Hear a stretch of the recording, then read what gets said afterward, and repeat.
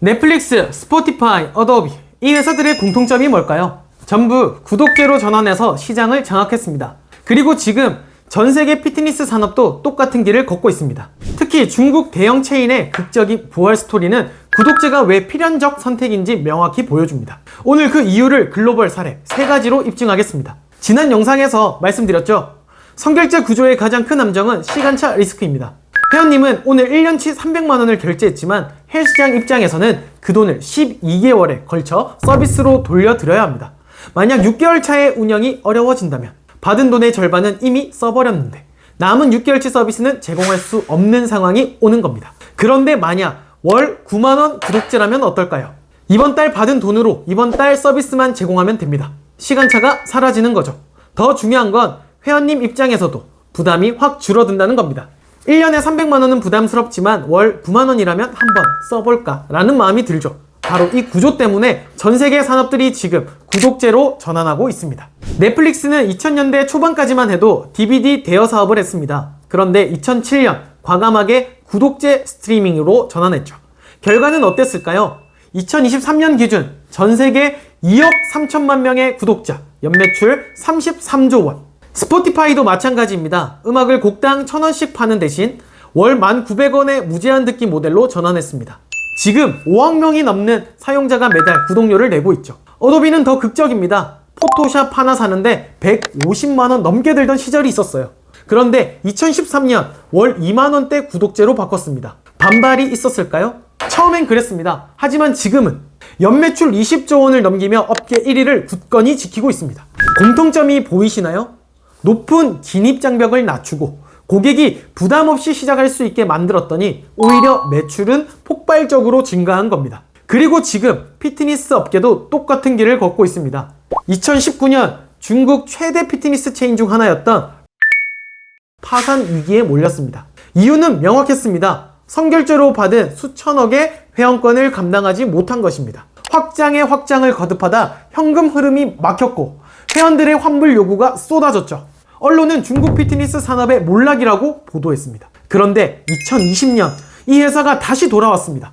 완전히 다른 모습으로요. 새 경영진은 선결제 모델을 완전히 폐기했습니다. 대신 월 199위안, 약 35,000원의 구독제로 전환했죠. 더 놀라운 건 그 다음입니다. 기존에는 1년치 2,000위안, 약 36만원을 받고 회원을 유치했는데 구독제로 바꾸니 가격 부담이 10분의 1로 줄어든 겁니다. 2021년 한 해 동안 신규 회원이 300% 증가했습니다. 매출도 오히려 전년 대비 150% 상승했죠. 왜 이런 일이 일어났을까요? 첫째, 진입장벽이 확 낮아졌습니다. 36만원은 부담스럽지만 35,000원이면 한 달만 써볼까? 라는 마음이 들거든요.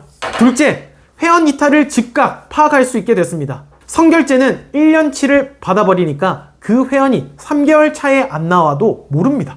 하지만 구독제는 매달 갱신이니 이탈 신호를 바로잡을 수 있죠. 셋째, 현금 흐름이 안정화됐습니다. 이번 달 들어온 돈으로 이번 달 운영비를 내면 되니 시간차 리스크가 사라진 겁니다. 러핏은 2023년까지 중국 내 500개 지점을 회복했고 지금 아시아 최대 구독형 피트니스 체인으로 자리 잡았습니다. 미국에서 가장 성공한 피트니스 체인을 꼽으라면 단연 플래닛 피트니스입니다. 2023년 기준 전 세계 2,400개 지점, 회원수 1,800만 명. 이 회사의 핵심 전략이 뭘까요? 바로 월 10달러, 약 13,000원 구독제입니다. 플래닛 피트니스는 처음부터 선결제 모델을 채택하지 않았습니다. 대신 저렴한 월 구독료, 부담 없는 해지 정책으로 승부를 걸었죠. 결과는 압도적이었습니다. 2010년 500개였던 지점이 2023년 2,400개로 늘어났고 주가는 10배 이상 상승했습니다. 핵심은 이겁니다. 회원들이 부담 없이 시작하고 오래 머물 수 있는 구조를 만든 겁니다. 1년에 100만원을 받으면 회원은 본전 뽑아야지 라는 압박감에 3개월 다니다 그만둡니다. 하지만 월 1만원이면 이 정도면 계속 내도 되지 라는 심리가 작동하죠. 실제로 플래닛 피트니스의 평균 구독 유지 기간은 3.2년입니다. 선결제 모델의 평균 등록 기간 1년보다 3배 이상 길죠. 유럽에서 가장 빠르게 성장하고 있는 피트니스 체인이 있습니다. 네덜란드 기반의 베이직핏입니다. 2023년 기준 유럽 전역 1200개 지점, 회원수 300만 명. 이 회사 역시 월 19.99유로, 약 29,000원의 구독제 모델로 시장을 장악했습니다. 베이직핏의 차별점은 유연성입니다. 회원은 언제든 해지할 수 있고 유럽 전역 어느 지점이나 이용할 수 있죠. 선결제 모델이었다면 불가능한 구조입니다. 1년치를 받아버리면 중간에 해지를 허용할 수 없거든요. 하지만 구독제는 다릅니다. 매달 갱신이니까 오히려 해지를 자유롭게 허용해도 됩니다. 역설적이게도 해지가 자유로우니 회원들은 더 오래 머뭅니다. 언제든 그만둘 수 있다는 심리적 안정감이 오히려 장기 구독으로 이어지는 거죠. 베이직핏의 평균 구독 유지 기간은 2.8년입니다. 한국은 왜 아직 선결제가 지배할까? 여기까지 들으시면 이런 생각이 드실 겁니다. 그럼 왜 한국은 아직도 선결제 1세기지? 정확한 질문입니다. 하지만 변화는 이미 시작됐습니다. 국내에서도 OTT, 식품 정기 배송, 렌탈, 심지어 자동차까지 구독 경제가 빠르게 확산되고 있죠. 피트니스도 예외는 아닙니다. 최근 2, 3년 사이 일본 프랜차이즈와 독립 헬스장들이 월 구독 모델을 시범 운영하기 시작했습니다. 물론 아직 초기 단계입니다. 관성이 강한 산업이니까요. 하지만 중요한 건 방향성은 명확하다는 겁니다. 선결제는 사업주에게도 회원에게도 리스크가 큽니다. 구독제는 그 리스크를 구조적으로 분산시키는 모델이죠. 전 세계가 이미 증명했습니다. 그러고 한국도 곧 따라갈 겁니다. 마지막으로 오늘 이야기를 숫자로 정리해 드리겠습니다. 1. 진입장벽 10분의 1 감소. 선결제 1년 50만원, 구독제 월 5만원. 회원 입장에서 심리적 부담이 급격히 낮아집니다. 2. 회원 유지 기간 3배 증가. 선결제 평균 등록 기간 1년, 구독제 평균 유지 기간 3.2년. 3. 현금 흐름 안정화 100%. 선결제. 미래 서비스를 선 지급받아 시간차 리스크 발생. 구독제. 매달 정산되어 시간차 리스크 제로. 4. 신규 회원 증가율 300%. 구독제 전환 후 1년 만에 신규 회원 300% 증가. 이 숫자들이 말해주는 건 하나입니다. 구독제는 선택이 아니라 필연입니다. 당신의 헬스장도 예외는 아닙니다. 오늘 이야기가 남의 나라, 대형 체인의 이야기로만 들리시나요? 아닙니다. 지금 이 순간에도 한국의 헬스장과 필라테스 사업주들은 선결제 구조의 함정에 빠져 있습니다. 운영이 어려워지면 가장 먼저 마주하는 게 바로 환불 분쟁이죠. 1년 전에 받은 돈은 이미 다 썼는데 남은 6개월치 서비스는 제공할 수 없는 상황. 회원들은 환불을 요구하고 사업주는 법적 리스크와 심리적 압박에 시달립니다.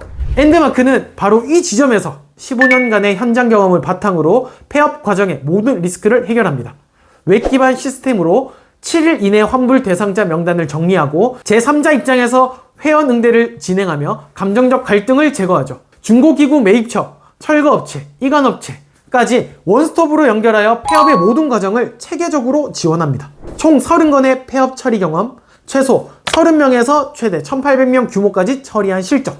만약 지금 폐업을 고민 중이시거나 환불 분쟁이 두려우시다면 영상 아래 링크를 통해 문의주세요. 구독제 전환이 산업의 미래라면 선결제로 쌓인 리스크를 안전하게 정리하는 것은 엔드마크의 영역입니다. 자, 다음 영상에서는 헬스장 폐업 시 가장 많이 하는 실수 5가지를 다뤄보겠습니다. 놓치지 않으시려면 구독과 알림 설정 부탁드립니다. 오늘도 시청해주셔서 감사합니다.